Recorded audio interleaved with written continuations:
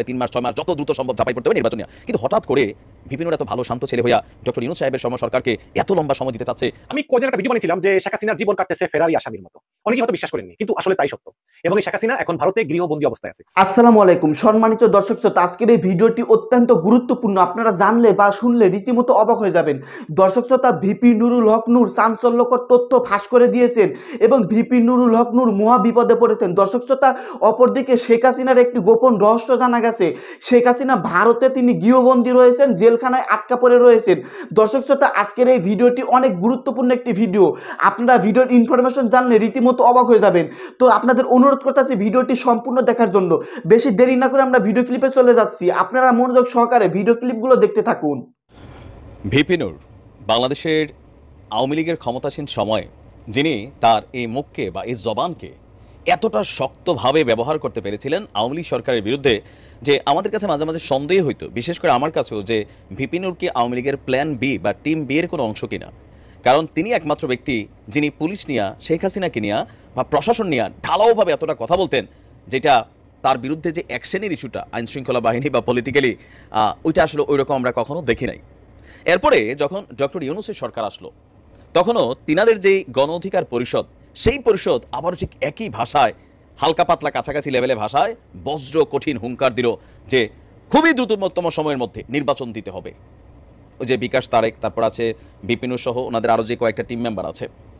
গতকালকে একটা নিউজ দিয়েছিলাম যে কিভাবে কড়া ভাষায় যে 100টা আর 100টা নানান ধরনের বক্তব্য যে থাকতে পারবে না জনগণ, বড়জোর তাড়াতাড়ি 3 মাস 6 মাস যত দ্রুত সম্ভব ঝাঁপাই পড়তে হবে নির্বাচন নিয়ে। কিন্তু হঠাৎ করে ভিপিনুর এত ভালো শান্ত ছেলে হইয়া ডক্টর ইউনূস সাহেবের সরকারকে এত লম্বা সময় দিতে চাচ্ছে, আসলে ব্যাকগ্রাউন্ডটা কি? মানে হতে পারে যে কোথাও না কোথাও নির্বাচন নিয়ে গণ অধিকার পরিষদ যেইভাবে লম্ফঝম্প করেছিল, এদের টিমের 3টা মেম্বার আপনি দেখেন যেখানে যাচ্ছে একদম বিএনপি এরকম, বিএনপি কৌশলী বক্তব্য দিচ্ছে, কিন্তু ভিপিনুর এবং তার টিম যেই ভাষায় বক্তব্য দিচ্ছে, এটা একটা অস্থিরতা সৃষ্টি করারও সুযোগ ছিল, বা ডক্টর ইউনূস সরকারকে একটা মানসিক প্রেসার দেওয়ারও সুযোগ হয়ে যাচ্ছিল। তো হতে পারে তিনাকে গোয়েন্দা সংস্থারা ডাকছেন, ডাইকা বলছেন যে দেখো, এটা আওয়ামী লীগের সময় না, এটা অন্তর্বর্তীকালীন সরকারের সময়, কোনো রকম ডিস্টারবেন্স করা যাবে না। এটা নাও হইতে পারে, অথবা ধরেন তিনি ঘুমের ঘরে স্বপ্নে দেখলেন, তাহাজ্জুদ পড়া ঘুমাইলেন যে না, ডক্টর ইউনূস সাহেবকে নিয়ে যা করতেছি এটা আসলে ঠিক না, পরিস্থিতি কখন কোথায় যায়।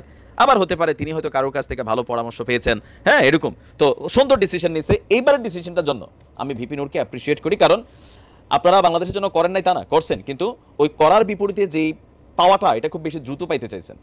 এখন আসেন যে হঠাৎ করে ভিপি নূর ডক্টর ইউনূস সাহেবের ব্যাপারে কি সিদ্ধান্ত দিল।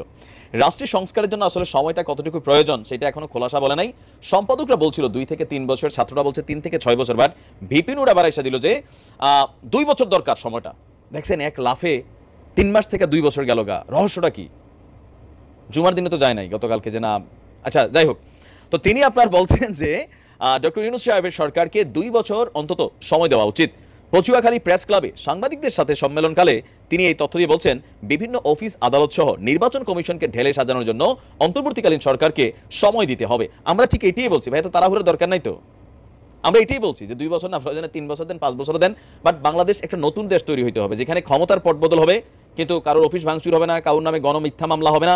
এটা শিকার আজকে আওয়ামী লীগ হয়েছে, এতদিন বিএনপি ছিল, আবার আওয়ামী লীগ কখনো আসলে আবার বিএনপি বা জামাত হবে। এই খেলা তো আমরা দেখতে চাই না। রাজনীতি করার অধিকার সবার আছে। ভালো মানুষের বিরুদ্ধে কোনো ধরনের হয়রানিমূলক অ্যাক্টিভিটিস, চাঁদাবাজি, এলাকার মধ্যে ঠেকবাজি, এগুলো বাঙালি জাতি যে দলই করি, যারা সুস্থ মস্তিষ্কের, তারা এগুলো আমরা পছন্দ করি না। যার কারণে সিস্টেমটাকে চেঞ্জ করতে হবে, যেন এই সিস্টেমের মধ্যে যেই বসে সোজা হইয়া চলে। মোট কথা ওই কাজটা ডক্টর ইউনূস সাহেব করছেন। তো নূরকে ধন্যবাদ। দিন শেষে সে বলছে যে যদি এই সময়টা আমরা না দেই, তাহলে একটা সুন্দর গ্রহণযোগ্য নির্বাচন অনুষ্ঠান সম্ভব না। Good boy. বর্তমান অন্তর্বর্তী সরকারের রাজনৈতিক কোনো সংশ্লিষ্টতা নেই জানিয়ে তিনি বলছেন, সরকার যদি তাদের লক্ষ্য পরিষ্কার করে, তবে রাজনৈতিক দলগুলো আর কোনো সন্দেহ থাকবে না। এমনি তো নাই, কারোরই নাই। এগুলো নানান ইনফ্লুয়েন্সের মাধ্যমে, গণমাধ্যমের রিপোর্টের মাধ্যমে জনমনে প্রভাবিত হচ্ছে।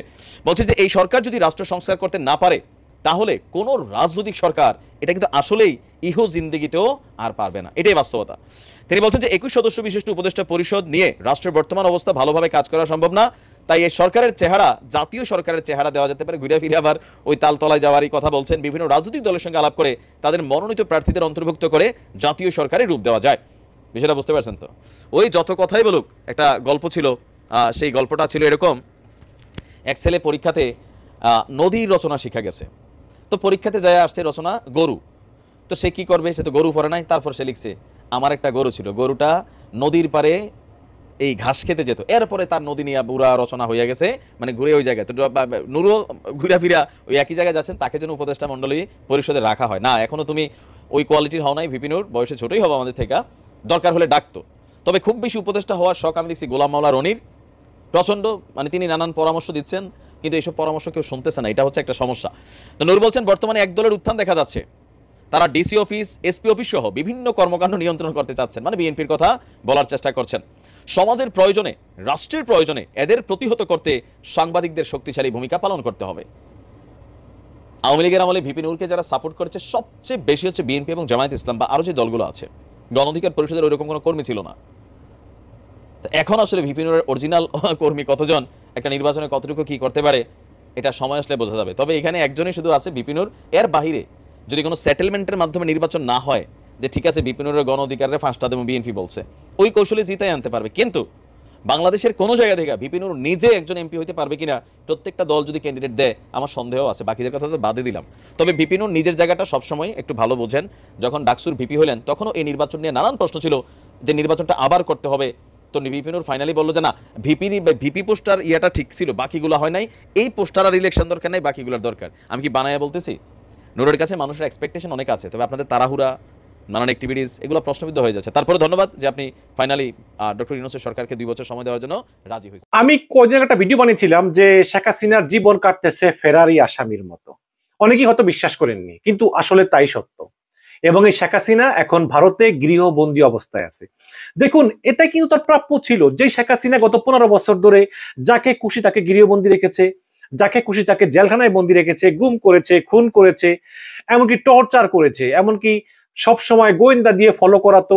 সকালবেলা ঘুম থেকে উঠেই তার পছন্দের কাজ ছিল ওই যে NTMC থেকে মানুষের ফোন রেকর্ড গুলো তার জন্য রেখেই তো সেগুলো শুনতো যে কে তার বিরুদ্ধে কি ষড়যন্ত্র করলো, এবং টকশো দেখতো যে কে তার বিরুদ্ধে কি বললো, এবং সে অনুযায়ী ব্যবস্থা নিত গোয়েন্দার লোকজনকে দিয়ে। এবং আপনি দেখেন যে বিভিন্ন গোয়েন্দা লোকজনকে দিয়ে তিনি বহু হয়রানি করেছেন, বহু কিছু করেছেন, মানুষের কথা বলার অধিকার কেড়ে নিয়েছেন, ভোটাধিকার কেড়ে নিয়েছেন, ডিজিটাল নিরাপত্তার মতো কুখ্যাত করেছেন, যে ডিজিটাল নিরাপত্তার কারণে মানুষ ভয় কথা বলতে পারতো না। সেই শেখ হাসিনা আজকে নিজেই কথা বলতে পারতেছেন না, তাকে ভারত কার্যত গৃহবন্দী করে রেখেছে। আমি এই সংবাদটা ছাপিয়েছে ঢাকা পোস্ট, কিন্তু ঢাকা পোস্ট এই সংবাদটা কপি করেছে নর্থ ইস্ট নিউজ থেকে। আপনারা অনেকেই নর্থ ইস্ট নিউজের নাম শুনলেই মনে করেন যে এটা মানে চন্দন নন্দী লিখেছে। না ভাই, এই কলামটা চন্দন নন্দী লিখেনি, এটা লিখেছেন আন্তর্জাতিক পুরস্কার প্রাপ্ত অনুসন্ধানী সাংবাদিক সেলিম সামাদ। তো এটা যথেষ্ট বিশ্বাসযোগ্য। এই সেলিম সামাদ লিখেছেন যে শেখ হাসিনা দিল্লির কাছাকাছি একটি বিমান ঘাঁটির কাছে নিরাপদ বাড়িতে আছেন। শেখ হাসিনা দিল্লির কাছাকাছি একটি বিমান ঘাঁটির ভিতরে অবস্থিত নিরাপদ একটি বাড়িতে আছেন। সেখান থেকে তিনি কারোর সঙ্গে যোগাযোগ করতে পারতেছেন না, কারণ তার যোগাযোগের কোনো মাধ্যম নয়, বাসায় মোবাইল ফোন নাই, টেলিফোন নাই, কিচ্ছু নাই। সেলিম সামাদ তার প্রতিবেদনে এক অজ্ঞাত সূত্রের বরাতে লিখেছেন যে সূত্রটি নিশ্চিত করতে পারেনি যে 5ই আগস্ট শেখ হাসিনা যখনই হিন্ডন বিমান ঘাঁটিতে যান তখনই তাকে গৃহবন্দী করা হয়েছিল কি না। আমার মনে হয়নি, কারণ শেখ হাসিনা 5ই আগস্টের পরে কিন্তু অনেকবারই আওয়ামী লীগের বিভিন্ন পর্যায়ে নেতাকর্মীদের সঙ্গে ফোনে কথা বলেছেন। তবে এই সেলিম সামাদের সূত্রটি নিশ্চিত করেছে যে প্রধান উপদেষ্টা ডক্টর মোহাম্মদ ইউনূস শপথ গ্রহণের পর মোদির সঙ্গে যখন প্রথমবারের মতো টেলিফোনে কথা বলেন, এরপর শেখ হাসিনাকে একটি নিরাপদ বাড়িতে নিয়ে যাওয়া হয়, দিল্লির একটা নিরাপদ বাড়িতে। এবং মোদি ইউনূসের কথোপকথনের কয়েক ঘন্টা পর হাসিনার যোগাযোগের সব ডিভাইস বন্ধ করে দেওয়া হয়। এরপর থেকে হাসিনার কারোর সঙ্গে যোগাযোগ করতে পারছিলেন না। সূত্রটি আরো জানিয়েছে যে হাসিনার ওই বাড়ির বাইরে যাওয়ার অনুমতি নেই। হাসিনার এই নিরাপদ বাড়িটি কিন্তু বিমান ঘাঁটির ভিতরে। এই বিমান ঘাঁটির ভিতরে একটি নিরাপদ বাড়িতে তিনি আছেন, এবং এই ঘাঁটির ভেতরে ভারতীয় সেনাবাহিনীর জন্য থাকা একটি সুপার শপও আছে। শেখ হাসিনার এই সুপার শপেও কেনাকাটা করতে যাওয়ার অনুমতি ভারত সরকার দেয়নি।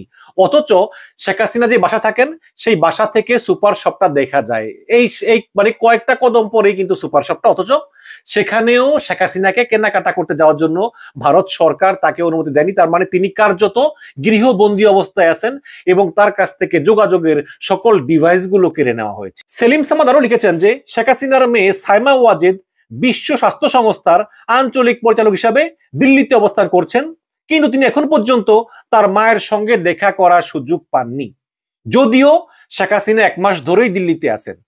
শেখ হাসিনা যখন ভারতে পালিয়ে যান তখন তার ছেলে সজীব ওয়াজেদ জয় জানান যে তিনি দিল্লিতে গিয়ে মায়ের সঙ্গে দেখা করবেন, কিন্তু জয়কে দিল্লিতে আসতে বারণ করে সরকার, মানে ভারত সরকার।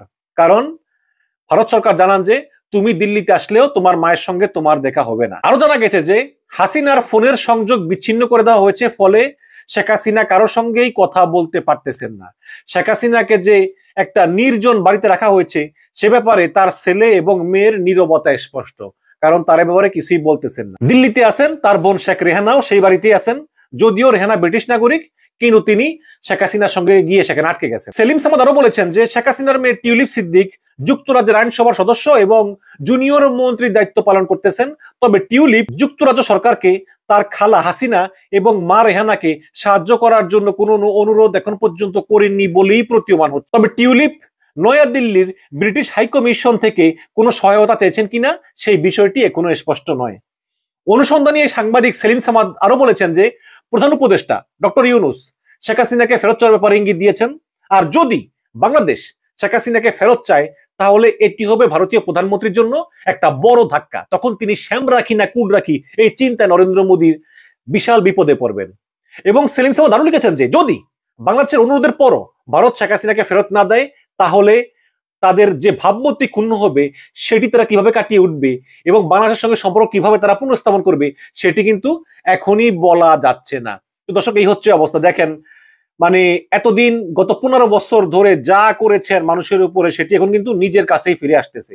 আজকে যুক্তরাজ্য না বলে দিয়েছে, আমেরিকা বিছানা নিষেধাজ্ঞা দিয়েছে, পৃথিবীর কোন দেশ শেখ হাসিনাকে আশ্রয় দিতে রাজি হচ্ছে না। এমনকি যে সৌদি আরব, কাতার, কুয়েত, আরব আমিরাত এদের উপর শেখ হাসিনার অনেক আশা ছিল যে অন্তত এই দেশগুলো আমাকে আশ্রয় দিবে, কিন্তু এই দেশগুলো আসলে শেখ হাসিনা প্রধানমন্ত্রী থাকাকালীনই সময় তাকে রেসপেক্ট করতো, কারণ শেখ হাসিনা প্রধানমন্ত্রী। কিন্তু এই আরব কান্ট্রিগুলো তারাও জানতো যে হাসিনা ইসলাম বিদ্বেষী, এবং তারাও না বলে দিয়েছে। আজকে হাসিনার মনে হয় ওই রাশিয়া ছাড়া যাওয়ার কোনো জায়গা নেই, কেউ তাকে আশ্রয় দেয় না। এবং ডক্টর ইউনূস পিটিআই কে পরশুদিন একটা ইন্টারভিউ দিয়েছেন, সেখানে তিনি স্পষ্ট বলেছেন যে হাসিনাকে মুখ বন্ধ রাখতে হবে। যতক্ষণ না পর্যন্ত বাংলাদেশ সরকার হাসিনাকে ফেরত চায় তার আগ পর্যন্ত হাসিনাকে মুখ বন্ধ রাখতে হবে, তাহলে আমরা তার কথা হয়তো ভুলে যাব। বাট সে যদি অনবরত উস্কানি দেয় তাহলে কিন্তু এটা তার জন্য খারাপ এবং ভারতের জন্য খারাপ। তো এর জন্য আমি মনে করি যে ভারত যাই বলুক না কেন, ভারত কিন্তু হাসিনাকে নিয়ে একটা সম্পূর্ণ রূপে একটা অস্বস্তিতে আছে। কারণ হাসিনা যাওয়ার সময় ভারত চিন্তা করেছিল যে হাসিনা মাত্র এখানে কয়েক ঘন্টা ল্যান্ড করবেন, তারপরে হাসিনা ইউরোপের কোথাও উড়াল দিবেন, কিন্তু তারপর হাসিনার সমস্ত পথ বন্ধ হয়ে যায় এবং বাধ্য হয়ে তাকে ভারতেই থাকতে হচ্ছে। ওদিকে আবার বাংলাদেশের সঙ্গে ভারতের সম্পর্কের একটা বিষয় আছে, ব্যবসা বাণিজ্য আছে, আদানি চুক্তি আছে, সব মিলিয়ে কিন্তু এই সম্পর্ক কিন্তু একটা ব্যক্তির জন্য নষ্ট হতে পারে না। এই কারণে ভারত আপাতত তার কাছ থেকে সম্পূর্ণ মোবাইল, টেলিফোন সবকিছু কেড়ে নিয়ে তাকে একজন গৃহবন্দী অবস্থায় রাখছে, যে শুধু সারাদিন টেলিভিশন দেখাও, পত্রিকা পড়ো আর ঘুমাও, এর বাইরে কোনো কাজ নাই, ঘরের বাইরে বেরোতে পারবে না। এমনকি পাশে একটা দোকান আছে, সেনাবাহিনীর দোকান, সেই দোকানেও সে যেতে পারবে না। এই হচ্ছে গিয়ে তার অবস্থা, এবং এটা হচ্ছে তার জন্য একটা উপযুক্ত শিক্ষা। হাসিনার রাজনৈতিক ক্যারিয়ার এই শেষ, কোনো সন্দেহ না। কিন্তু যেই দেশের জন্য তিনি নিজের দেশটাকে বিক্রি করে প্রায় উদাহরণ তুলে দিয়েছেন, সেই দেশটাও কিন্তু এখন তাকে ঠিক মতো ট্রিট করতেছে না। ভাবটা এমন যে তুমি আইসো, তোমাকে জায়গা দিছি তো বেশি। সম্মানিত দর্শক শ্রোতা, আপনারা বিস্তারিত ভিডিওতে দেখতে পারলেন ভিপি নুরুল হক নূর কেন ফেসে গেছেন, ডক্টর ইউনূসের কাছে কেন হঠাৎ করেই নম্র ভদ্র মাথা নত করলেন। কিছুদিন আগে ডক্টর ইউনূসকে কঠিন হুঁশিয়ারি দিয়েছিলেন ভিপি নূর, এখন ভিপি নূর চুপ হয়ে গেছে। দর্শক শ্রোতা, অপরদিকে জানতে পারলেন সাবেক প্রধানমন্ত্রী শেখ হাসিনা ভারতে মহা বিপদের মধ্যে রয়েছে এবং জেলখানার মতো ভারতে বন্দী করে রেখেছে ভারত সরকার, নরেন্দ্র মোদী। দর্শক শ্রোতা, আজকের এই ভিডিওতে চাঞ্চল্যকর বিষয় জানতে পারলেন। যাই হোক, এই সম্পর্কে আপনাদের মতামত থাকলে ভিডিওর কমেন্ট বক্সে অবশ্যই জানিয়ে দিবেন। ধন্যবাদ আজকের এই ভিডিওর সঙ্গে থাকার জন্য।